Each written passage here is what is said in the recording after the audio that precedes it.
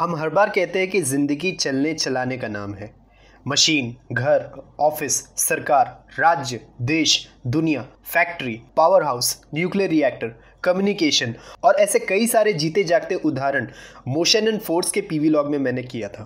किसी भी रास्ते में चलने और सरवाइव करने के लिए काम करने की ज़रूरत होती है, चाहे आप पॉजिटिव काम करें या नेगेटिव काम करें, नैतिक हो या अनैतिक हो।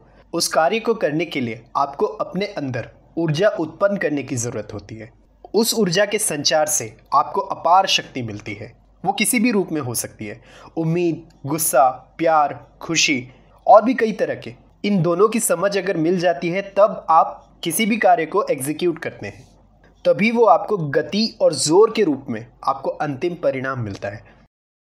अब तक जितना भी भाषण मैंने दिया, ये 3 चीज़ें, इसको छोटे रूप में मैंने जो है वो परिभाषित किया है। अब इन 3 चीज़ों का मतलब क्या है, आज इसी बात को इस पीवी लॉग में आपके सामने पेश करना चाहता हूँ। मेरा नाम है राहुल रग्गारे और आप देख रहे हैं प्रेजेंटेशन वीडियो लॉग, जिसमें आज वर्क, एनर्जी एंड पावर क्या होते हैं इस बेसिक फिजिक्स के तीसरे अध्याय में आपके सामने पेश करना चाहता हूँ। मैंने एक इनिशिएटिव लिया है कि अब तक मैंने जितनी भी इंडियन कॉम्पिटिटिव एग्जाम्स में जनरल नॉलेज को जिस स्टाइल से मैंने पढ़ा है, उन सारी बातों को मैं इस चैनल के जरिए आपके सामने शेयर करना चाहता हूँ। पिछले पीवी लॉग में मैंने मोशन एंड फोर्सेस के कुछ आधे टॉपिक्स जो है वो अधूरे रह गए थे, जिसमें मैंने Newton's law of motion, momentum, impulse को कंप्लीट किए थे। तो अब मैं कुछ फोर्स के टॉपिक को आगे बढ़ाता हूँ।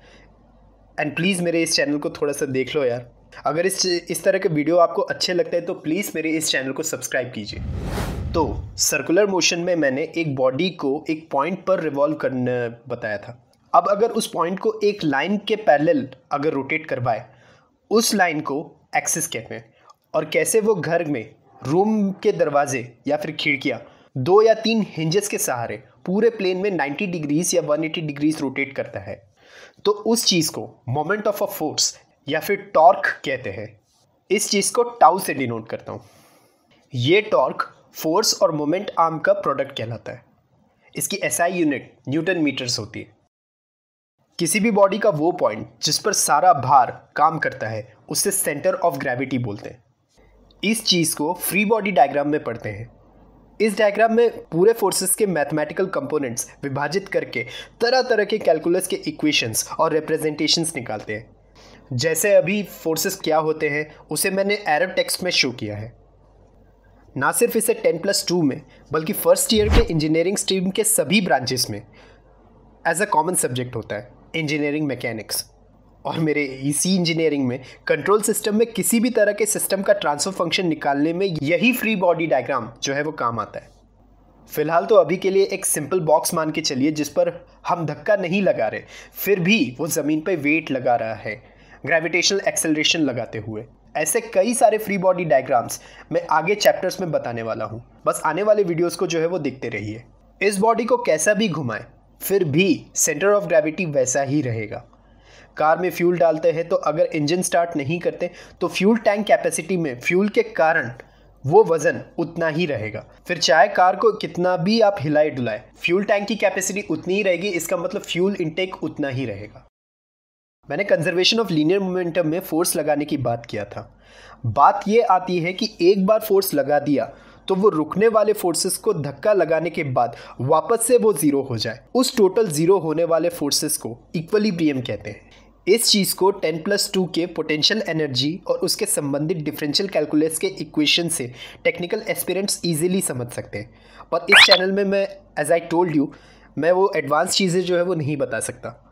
इस चैनल में जनरल नॉलेज की असली ज़िंदगी, जनरल नॉलेज यानी असली ज़िंदगी में क्या होता है उसे मैं यहाँ पर जो है वो प्रस्तुत कर रहा हूँ। ये इक्विलिब्रियम 3 तरह के होते हैं। एक होता है स्टेबल इक्विलिब्रियम। अगर एक बार थोड़ा सा बॉडी को हिलाए यानी डिस्प्लेस किए तो जहाँ से हिलाया वही वापस से कुछ समय बाद हिल डुल कर अपनी ओरिजिनल पोजीशन पे आ जाएगा, तो उसे स्टेबल इक्विलिब्रियम कहते हैं। जैसा आप इस फिगर में एरो पोजीशंस को देख रहे हैं, metallic sphere inside the steel बोल यूटेंसिल। तो किसी भी बॉडी को स्टेबल इक्विलिब्रियम में लाने के लिए 2 शर्तें होती हैं। पहले तो वो बॉडी कम ऊंचाई में हो, दूसरा वर्टिकल लाइन जिसे नॉर्मल कहते हैं वो बॉडी के बीचों बीच से गुजरना चाहिए। अब इस बर्तन को या पतीली के अंदर सेंटर पे रखा था। अब एक काम कीजिए, उस पतीली को उल्टा ज़मीन में रख दीजिए और वही मेटेलिक स्फीयर को ऊपर सरफेस के बीचों बीच में रखने की कोशिश करें। तो वो स्फीयर वहाँ रहने की जितना भी आप कोशिश करें वो वहाँ पर स्टेबल तरीके से नहीं रह पाएगा। वो कैसे भी करके हायर पोजीशन से अपने स्टेबल पोजीशन पे आने की कोशिश करेगा, मगर वो वहाँ पर जो है वो ठहरेगा नहीं, तो वो अपनी ओरिजिनल पोजीशन में नहीं जा पाता। इस चीज़ को अनस्टेबल इक्विलिब्रियम कहते हैं।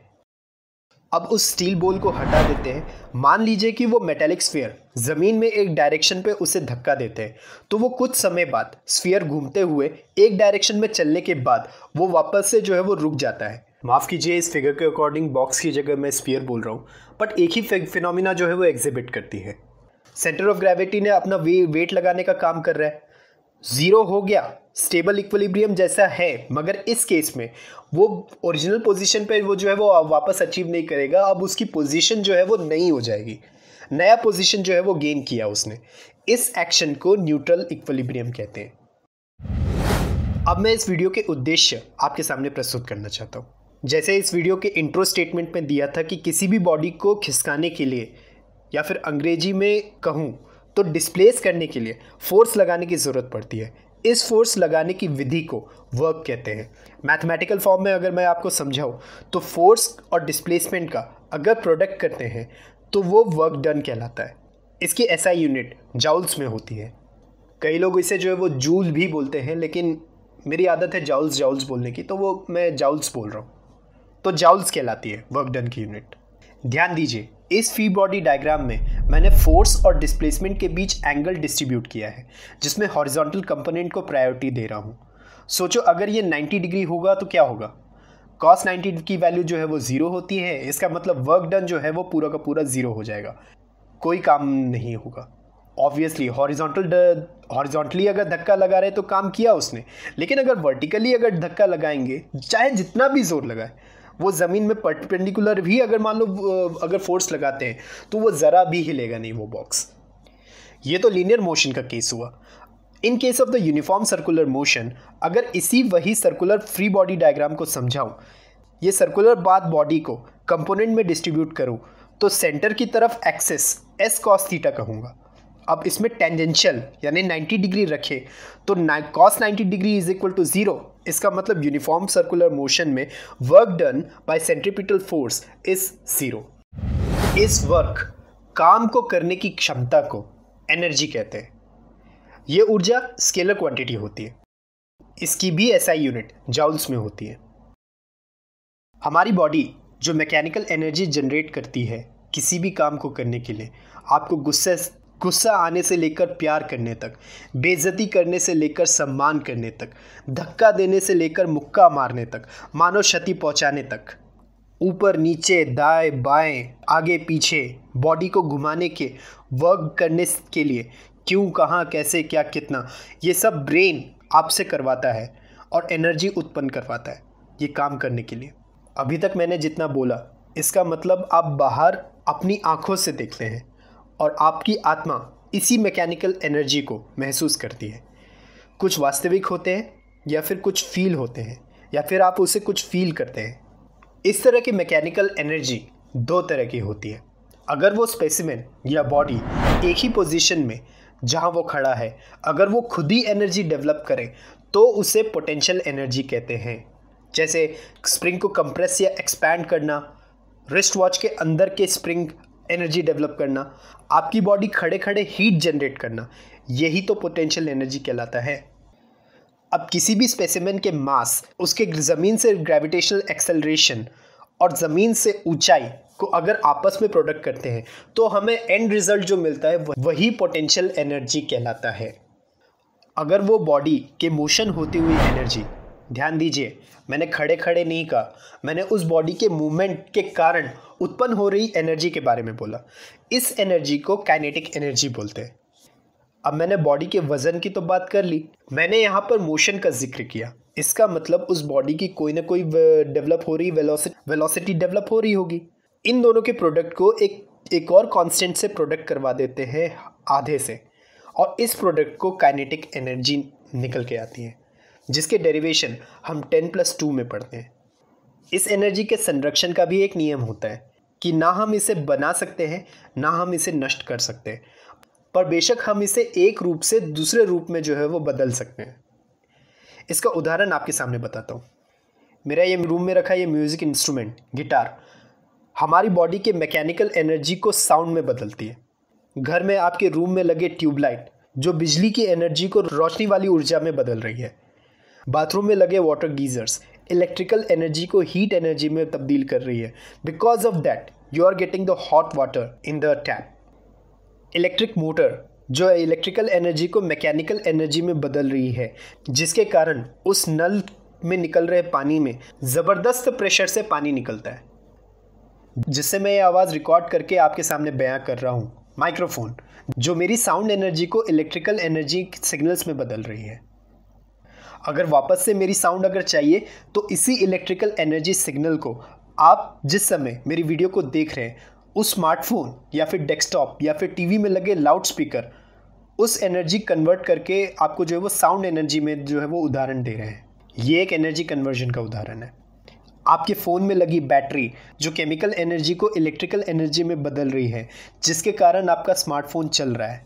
घर में या फिर होटल में या फिर आजकल इंडियन रेलवे में LHB कोच रेक के ट्रेन में आगे पीछे लगे एंडॉन जनरेशन कम गार्ड वैन में ग्रीन जनरेटर्स के DG सेट्स जो मैकेनिकल एनर्जी को इलेक्ट्रिकल एनर्जी के रूप में पूरे कोचेस में इलेक्ट्रिकल सप्लाई पहुंचा रहे हैं। मोमबत्ती जो केमिकल एनर्जी को लाइट या फिर हीट एनर्जी में तब्दील कर रही है। सोलर सेल्स लाइट एनर्जी जो सूरज से फिल्टर किरणों से आती है वो कैसे हमें इलेक्ट्रिकल एनर्जी में फ्री की बिजली हमें देती है। पवन चक्की, न्यूक्लियर रिएक्टर, बायोफ्यूल और ऐसे कई सारे उदाहरण हैं जो आपको जिससे आप अवेयर होते हैं। ये चीज़ें दिखाई देती है क्योंकि सोचिए अगर इंसानों की पहरेदारी या फिर जवाबदारी नहीं होगी तो ये एनर्जी के रूप में हमें जो है वो नष्ट भी कर सकती है। इसलिए हमें इस तोहफे को इज्जत करनी चाहिए। अब दिए गए टाइम स्टैम्प में उस काम को करने के लिए कितने एनर्जी उस बॉडी को मिली या आपने किया, उस फिजिकल टर्म को कहते हैं पावर। इसकी SI यूनिट वॉट्स या फिर जाउल्स पर सेकेंड में होती है। And yes, make yourself very clear, energy and power they are looking the same meaning but they are way more different to each other. इन दोनों शब्दों की परिभाषा में समय का अंतर है। आइए एक एक करके इसका डिफरेंस समझाता हूँ।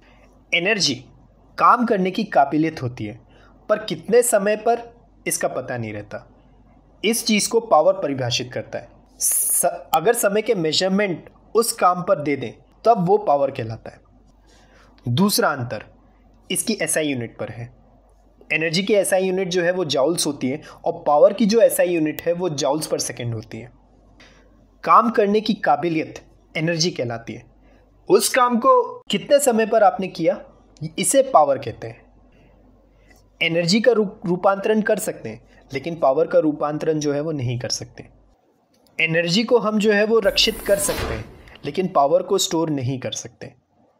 What second, watt hour, kilo watt hour ये जो है वो वर्क एनर्जी के प्रैक्टिकल यूनिट्स होते हैं।